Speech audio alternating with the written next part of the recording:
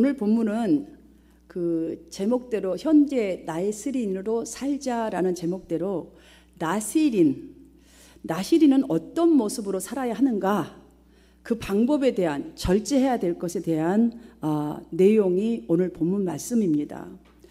오늘날 우리는 구별된 사람이란 것을 아는 이 성도들이 구별된 모습으로 살아가기가 쉽지 않는 유혹은 우리 주위에 너무나 많습니다.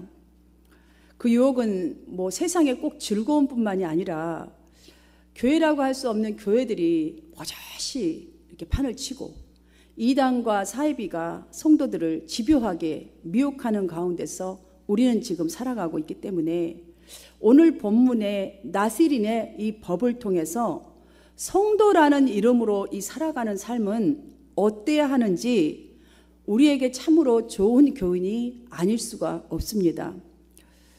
저는 우리 한마음 성도님들이 오늘 이 나시린의 법을 잘 배우고 여러분의 삶에 적용하셔서 하나님께서 상 주실 여러분, 하나님께서 친히 당신의 얼굴의 빛을 여러분에 비치고 삶을 여러분에게 비춰서 평강과 평안을 주시기를 주님의 이름으로 축원합니다.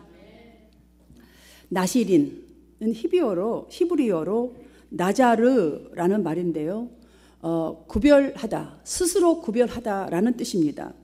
본문 2절을 보시면 이렇게 말씀합니다. 하나님께서 모세에게 이스라엘 자손들에게 이렇게 이르라 하시면서 하신 말씀이 나오죠. 남자나 여자가 특별한 서원, 곧 나시린의 서원을 하고 자기 몸을 구별하여서 하나님께 드리려고 하면, 자, 하면이라는 말을 탁 하면서부터 쫙 시작되는 말씀이죠. 그러니까 이 내용을 보아도 여러분이 금방 알 수 있겠지만 서원이란 건 아시죠? 다 정말 우리가 내 스스로, 누가 목을 졸라서 하는 게 아니라 내 스스로 하나님께 헌신하여서 하겠습니다, 이렇게 자원하는 사람은 남녀 누구나 성별에 관계없이 나시린으로 살 수 있구나 라는 것을 알 수가 있죠. 나시린이구나 라고 또 알 수가 있습니다. 그리고 또 한 가지 있습니다. 본문 각 구절마다를 보면 자기 몸을 구별하는 모든 날 동안이라는 이 말에서 느낄 수가 있는 것은 일정 기간 동안이라는 것을 느낄 수가 있어요. 자기 몸을 구별하는 모든 날 동안. 내가 이제 어떠한 결정했죠. 여러분들 40일 금식 기도도 있을 것이고, 하루에 한 번씩 금식하여서 나는 몇 개월 동안 하겠다, 아니면 1000번제를 하겠다, 이런 것들 있지 않습니까? 이게 다 주님 앞에 본인 스스로가 결정을 하고 스스로가 하기로 결단해서 하는 소원들이에요. 그래서 30일, 60일, 100일 혹은 7년, 길게는 21년 이런 식으로 기간을 정하고 헌신했던 구약시대에는 나시린도 있었고, 또 부모가 아기를 가졌을 때에 정말 자녀를 서원을 하는 거예요. 하나님께 바치는 경우에는 평생 동안 나시린으로 사는 사람들도 있었습니다. 그 예로 어머니 이 서원 기도로 낳은 여러분 아들 아시죠? 사무엘은 평생 구별된 사람으로 살았었습니다. 또한 우리가 너무나 잘 아는 힘센 사람 삼손, 또 신약시대도 있었어요. 자기 스스로가 구별하여서 정말 나시린으로 살았던 현대의 신약시대의 사람 세례 요한도 있었지요. 그럼 오늘날 저와 여러분에게, 그리스도인들에게 나시린은 어떤 의미가 있을까요? 어떤 의미가? 여러분 조금 전에 설명드린 대로 서원이라는 이 말의 의미대로 성도들의 삶 자체가 주님 만나는 그날까지 세상과 구별되는 삶을 살아가야 하는 것이 성도의 삶입니다. 그렇기 때문에 우리는 예전에 살던 이 세상 사람 속에 속한 그런 사람이 이제는 더 이상 아닙니다. 예수를 믿는 순간, 아니면 세례받고 거듭난 순간에 이미 하나님의 백성이 되었고 하나님의 백성으로서 이 땅을 살아가는 것이 성도의 삶인 것입니다.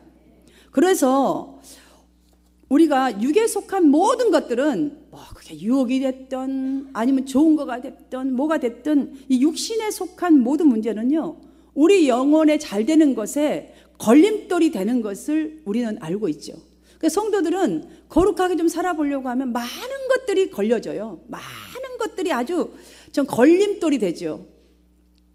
그래서 오늘 성경은 성도들에게, 이러한 우리들에게 거룩하게 살고자 하는 것에 육의 장애물이 정말 영의 거룩한 삶의 걸림돌이 된다는 것을 온전히 깨닫도록 하나님께서 나시린의 법을 세우지 않았을까라는 생각을 해봅니다. 그러므로 우리가 그 옛날에 나시린의 삶이 오늘날 성도의 삶이 마땅히 되어야 하는 것은 여기만 그냥 보더라도 결론이 나와야 합니다. 사랑하는 여러분, 우리는 가끔씩 목회자의 설교를 통해서 죽도록 충성하라, 그리하면 생명의 면류관을 내게 주리라 라는 이 충성, 헌신이란 말 설교 속에서 아니면 성경 공부 속에서 많이 듣습니다. 그런데 헌신, 충성에 대한 바른 신앙관을 가져야 할 필요가 있다고 저는 봅니다. 왜냐하면 이 말씀 바로 앞에 보면, 바로 전에 보면 이 10일 동안이란 고난을 견딜 수 있는 10일 동안 고난, 환난을 받으리라 라는 말씀이 딱 적어져 있단 말이죠. 성경은 그 자체만을 가지고 설명을 해서는 절대 아니 됩니다. 앞과 뒤를 다 보아야 하는 것이고 구약과 신약을 다 보아야 온전한 해석을 낼 수가 있죠. 그 전에 10일 동안 환난을 받으리라, 죽도록 충성하라, 그 다음에 죽도록 충성하라 나왔단 말이죠. 그러니까 이 10일 동안의 기간이라는 것은 어떤 고난에 있을 수 있는 적정 기간을 의미하는 거예요. 그러니까 우리가 살아가는 때에 어떤 고난이 온단 말이죠. 근데 이 고난이 적정 기간이지 평생 죽을 때까지 오는 고난이 없어요. 여러분이 돈 없어서 힘들었을 때에, 어떤 문제가 있을 때에 그 문제가 평생 같던가요? 죽을 것 같아도요, 다 살아있잖아요. 죽은 사람 한 명도 없어요. 그래서 하나님은 이렇게 죽을 것 같은 이런 고난이 있을 때에 당신의 자녀들에게 감당치 못할 시험에는 허락지 아니한다는 거예요. 그러니까 이것을 믿으라는 거죠. 그러니까 고난과 환난 중에서 두려워할 필요가 없이 하나님을 그 상태 속에서 더욱더 의지하고, 그 의지하는 믿음으로 죽기를 각오하고 믿음으로 살아가는 것이 바로 죽도록 충성하는 거예요. 하나님 앞에 바로 이것을 말하는 거예요. 그리하면 생명의 면류관을 주리라. 자, 그러니까 이런 믿음으로 나아가면 결과적으로 우리에게 오는 것은 예수 안에 동일하게 있는 그것, 썩지 않은 면류관, 사랑의 면류관, 의의 면류관, 영광의 면류관을 결국은 성도들이 장차 누리게 될 이 약속의 말씀을 주셨다는 것이지요.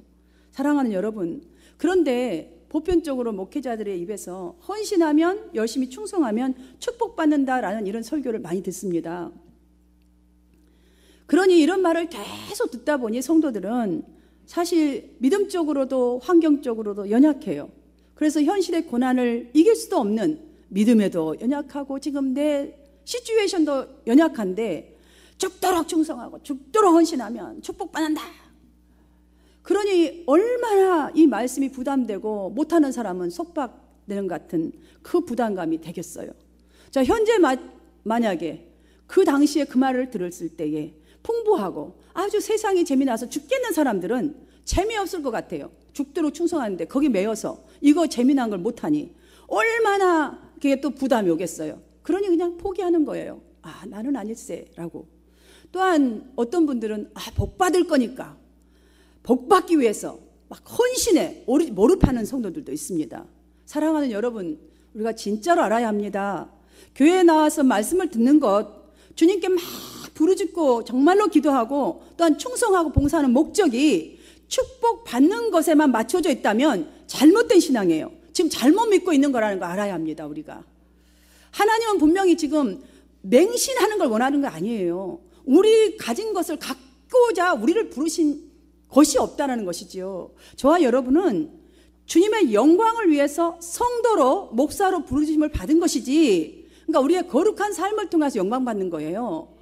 그러기 위해서 부르신 것이지 하나님이 나를 위해서 영광을 주기 위해서, 나의 축복을 주기 위해서 우리를 부르신 분이 아니시라는 사실이에요.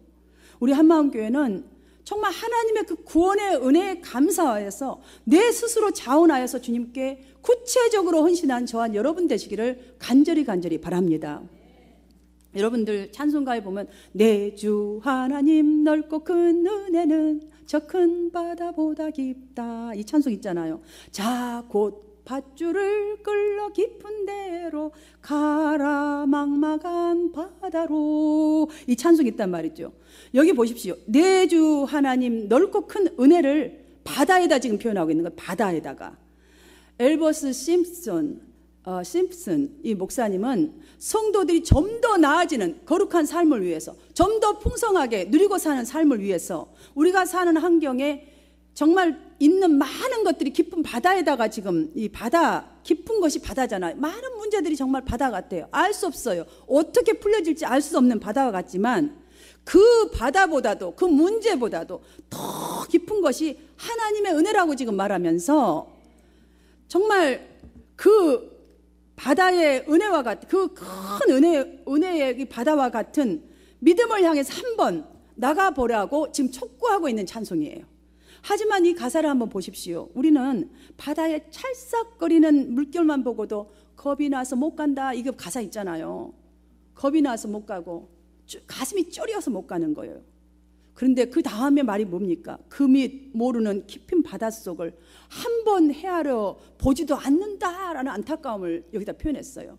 그 밑에 있는, 그 고난 뒤에 있는 이거를 한번 주님이 어떻게 하실지, 하나님의 은혜가 어디까지인지, 얼마나 놀라운 것인지, 하나님의 인도와 보호하심이 얼마나 대단한 것인지 헤아려 보지도 않기 때문에, 그래서 큰 바다로 나아가 버리는 것을 꺼려하고 쪼려하고 거기서 그냥 목살해 버린다라는 안타까움이에요. 그러니 이제 자 깊은 데로 가서 한번 던져보자. 제발 이 마음을, 저 깊은 것을 한번 헤아려 보려고, 만끽해 보려고, 경험해 보려고 한번 더 깊은 데로 가보십시다 라는 찬양이에요. 사랑하는 여러분, 이 배, 바다 말하니까 베드로가 생각나요. 베드로는 잔뼈가 바다에서 굵은 사람이고 고기잡이 아저씨예요. 그러니 고기 잡는 데는 달인이라고 현대말로 표현할 수가 있겠죠. 지금 그 사람이 뭐 고기 못 잡을 수도 있죠. 왜냐하면 고기들이 가는 데가 여긴데 여기다 그물을 던지면 못 잡을 수도 있죠. 그렇다면 오늘은 그냥 땡 쳤구나 그럴 수도 있어요. 근데 예수님이 아무것도 뭐 바다에 대해서도 뭘 아는지 모르는 그분이 오셔서 저기 가서 그분을 던져라 하는 거예요. 근데 저는 베드로가 참 거기서 믿음이 좋았다는 생각이 들어요. 어찌 그 달인이 지금 그렇게 수고를 저녁 내내 했는데도 불구하고, 너무나 물결과 이걸 다 아는 사람인데도 불구하고 그 예수님의 말씀을 리스닝했다는 거예요. 그리고 창파에 배를 띄웠어요. 던졌어요. 사랑하는 여러분, 베드로처럼 저와 여러분이 구원받은 믿음 정도에만 안주하지 않고 하나님의 넓고 크고 그 은혜의 깊은 바다를 향해서 여호수아처럼 두렵지만 담대함을 여러분 일깨우셔서 현대의 나시린의 삶으로 도전하시기를 주님의 이름으로 축복합니다. 그렇다면 우리가 본문을 통해서 배워야 할 것이 있습니다. 그 배워야 할 첫 번째는 철저한 자신의 절제 삶을 살아야 합니다. 내 자신에게 철저한 절제가 있어야 합니다. 성경이 말하고 있는 나시린의 금지사항 첫 번째가 포도주와 독주를 멀리하며, 포도와 관련된 씨, 껍질 싱싱한 거 다 끊으라고 합니다. 이 3절에서 이렇게 말씀하고 있지요. 그 당시에는 참으로 물이 귀한 땅이었습니다. 유대인들에게는 포도주는 일상의 음료와 같고, 또한 병든 자에게는 그걸 치료도 할 수 있고, 정말 건포도와 같은 것들은 호화롭고 부유한 계층들이 즐기던 완벽한 식품이었습니다. 모든 자들이 그걸 갖기 위해서 최선을 다했던 그런 것들입니다. 그런데 끊으라. 철저한 금주 생활이 나시린의 첫 번째 삶의 과정이었습니다. 숙제였습니다. 명령이었습니다. 성경에서 포도가 상징하는 바를 우리가 알면 하나님께서 왜 이렇게 명령하셨는가라는 이유를 알게 됩니다. 포도는 기쁨을 상징합니다. 축제 때 빠지면 안 됩니다. 여러분, 풍요를 상징하기도 하고, 또한 동시에 발효된 알코올 성분으로 인해서 육체적인 감각적인 쾌락과 세상적인 사치까지도 다 상징하고 있습니다. 성경이 이미 우리에게 다 말씀해 주셨습니다. 사랑하는 여러분, 하나님께서 왜 구별된 삶의 첫 번째 금지사항으로, 절제사항으로 포도주와 독주를 멀리하라 하신 것인지 이제 좀 알겠어요? 구원받은 우리들이 이 포도는 지금 그 포도주를 먹냐 안 먹냐 문제가 아니에요. 구원받은 이 성도들의 이 지금 삶의 모습이 우리가 무엇을 바라보고 우리의 마음이 무엇에 사로잡혀 사는가? 어디에 가치를 두고 살고 있는가? 어떤 생각을 하면서 살아가는가? 이게 얼마만큼 중요하다는 것을 지금 말씀하고 있는 거예요. 이 말을 통해서. 왜냐하면 여러분들, 우리가 바라보는 것은 우리 풍요 아닙니까? 지금 포도주처럼 그렇게 우리 일상성에 필요한 것들, 마음에 사로잡혀 있는 것들, 즐겁고 쾌락적인 것들, 어디에 가치를 두고 있는가? 거기에 가치를 두고 있잖아요. 어떤 생각을 하느냐? 이것이 그만큼 중요하다는 것이지요. 이것들이 우리의 영적인 삶과 거룩한 삶에 걸림돌이 된다는 것이에요. 사도 바울은 이 말씀을 이렇게 또한 표현했다고 봅니다. 로마서 12장 1절에서 그러므로 형제들아 내가 모든 하나님의 자비하심으로 너희를 권하노니 너희 몸을 하나님이 기뻐하시는 거룩한 산 제물로 드리라. 이는 너희가 드릴 영적 예배니라 라고 하셨습니다. 여기서 말하고 있는 몸은요, 우리들의 삶을 말하는 거예요. 우리들의 삶 자체를 말하는 거예요. 삶. 거룩한 우리들의 삶이 바로 하나님께 올려드리는 일상생활이, 일주일 동안의 삶이, 지금 여러분 여기 와 있지만 지금 토탈리 갖고 이 자리에 와 있는 거예요. 이제 실질적으로 드리기 위해서. 자, 그 삶을 하나님께 올려드리는 것이 영적 예배, 하나님이 받으시는 최고의 예배라는 말씀입니다.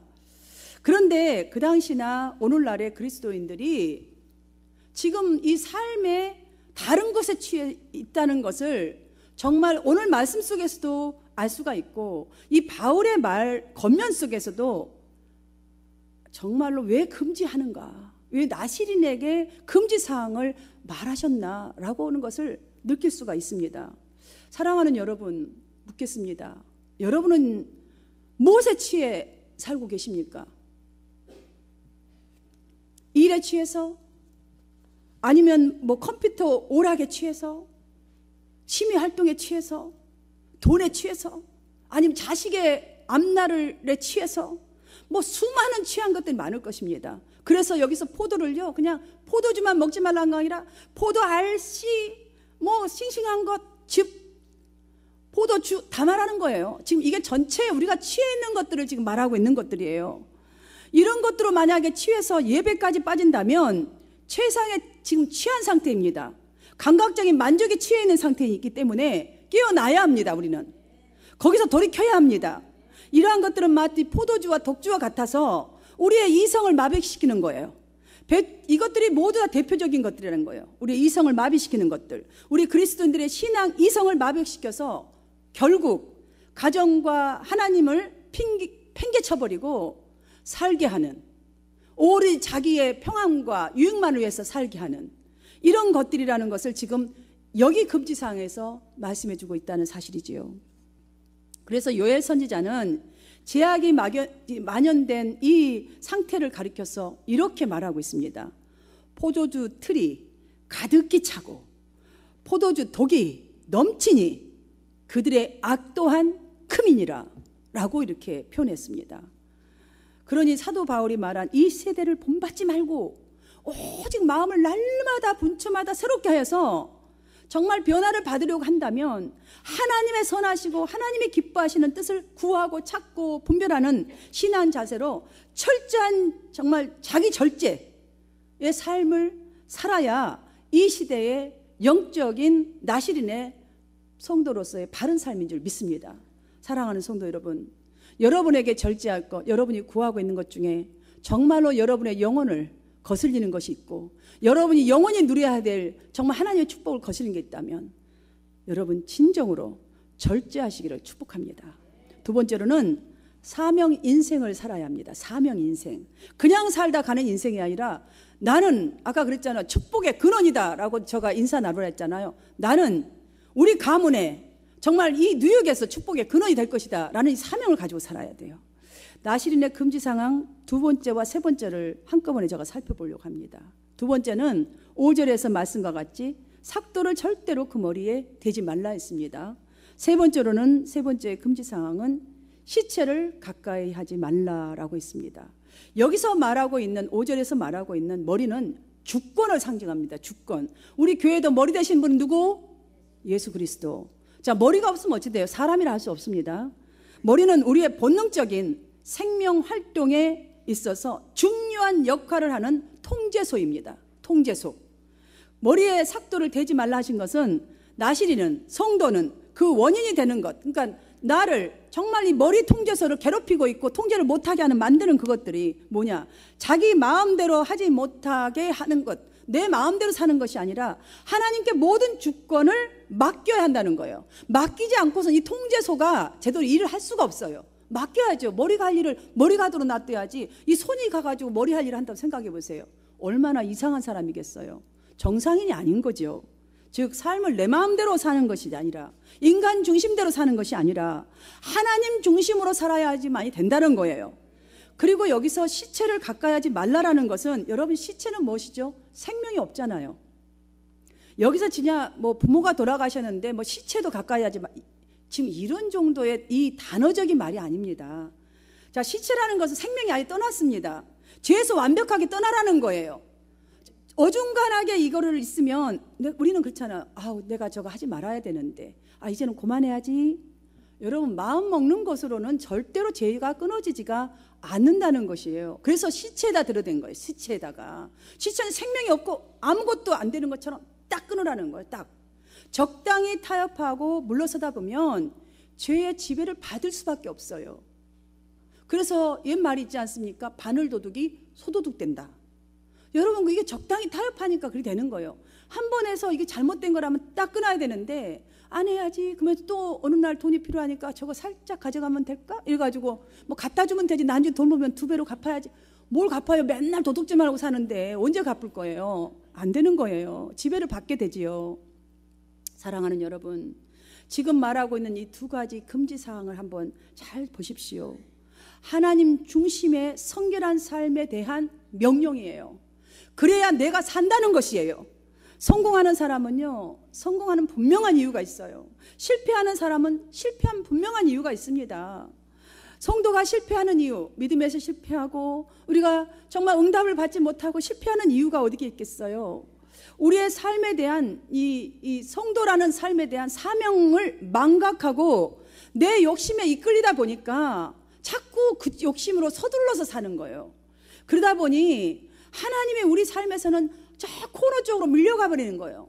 삶 한쪽으로 그냥 밀려나는 것이죠. 사랑하는 성도 여러분, 하나님은 우리가 쓰고 남은 시간, 그 시간을 원하는 것이 아닙니다. 우리의 삶의 중심이 되기를 원합니다. 하나님 누구십니까? 모든 것을 가지시고 모든 것을 통치하시는 분이십니다. 우리를 모든 것을 그렇게 주시기를 원하고 그렇게 완벽한 거룩한 자가 되기를 원하시기 때문이지요.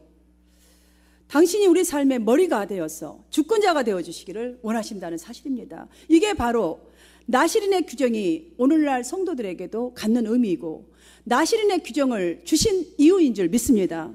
하나님은 대부분 성도들이 보니까 그때나 지금이나 희생하려고 하지 않고 구별되기를 원하는 거예요. 그냥 정말 거룩해지기를 원하죠. 감사하지도 않으면서 하나님 앞에 감사 생활도 안 하면서 감사하면서 그냥 평생 살기를 원하는 거예요. 그래서 지금 나시린에 이 법을 주신 거예요. 이것이 아니면 그런 삶을 살 수가 없기 때문이지요. No cross, no crown. 어떻게 여러분들 학교도 안 갔는데 졸업장 얻습니까? 여러분 가게도 사지도 않았는데 내가 주인이라고 하면 어떻게 되나요? 잡혀가야죠. No cross, no crown. 희생이 없이 무엇이 되겠습니까?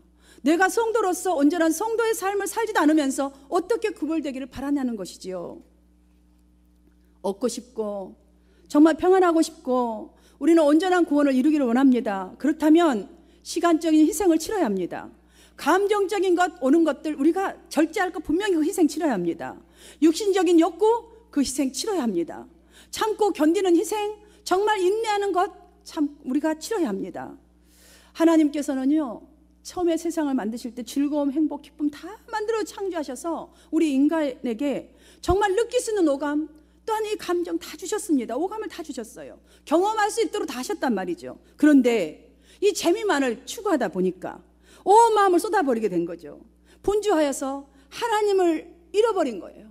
그러다 보니 마귀의 유혹에 끌려서 하나님의 영적인 삶 기운이 다 막아버린 거예요. 기운이 막아져 버려서 성도답게 살지 못하고 배신된 삶만 살다 보니 사랑하는 여러분, 하나님께서는 다시 이들에게 나시린이 되기를 원하시는 거예요.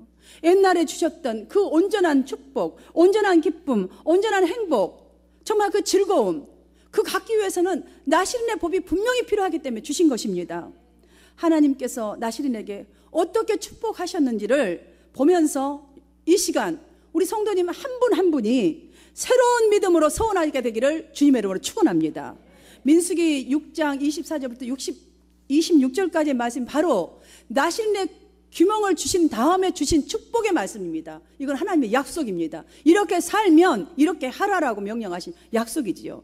여러분들 이 말씀을 읽으면 어떤 감동이 분명히 있게 되실 줄 믿습니다. 우리가 너무나 좋아하는 말씀 한번 함께 여러분에게 적용을 하면서 함께 봉독하도록 하겠습니다. 시작. 여호와는 내게 복을 주시고 너를 지키시기를 원하며 여호와는 그의 얼굴을 내게 비추사 내게 은혜 베푸시기를 원하며 여호와는 그 얼굴을 내게로 향하여 드사 평강 주시기를 원하노라 할지니라 하라. 아멘. 할렐루야.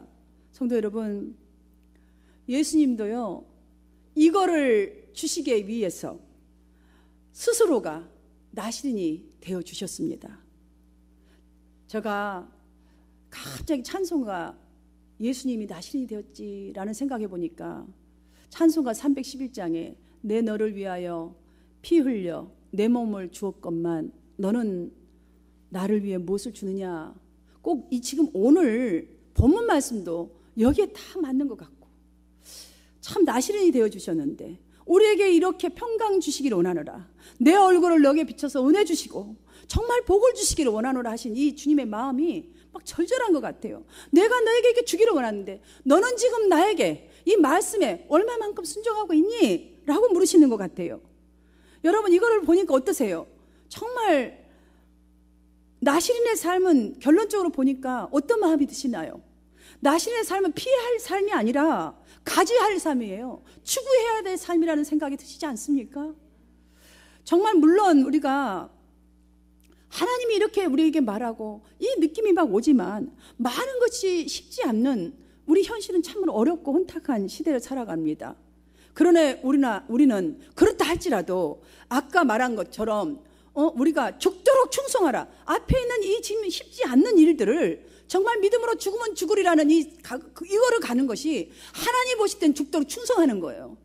그러면 우리 모두가 진정으로 나시린에게 베푸시는 그 은혜를 생각하면서 영적 이 매무새를 새롭게 가다듬는 계기로 삼아야 합니다. 이러려면 첫 번째로 오늘 결론입니다. 철저한 내 자신의 절제의 삶을 살아야 합니다. 정말 살아야 합니다. 여러분 이렇게 살아야 하지 않겠습니까? 두 번째로는 사명 인생을 살아가셔서 진정으로 나시린에게 베푸시는 하나님의 은혜와 평강이 날로 여러분의 삶에 정말 증진시켜 나가는 여러분 모두가 되어지시기를 주님의 이름으로 축원합니다.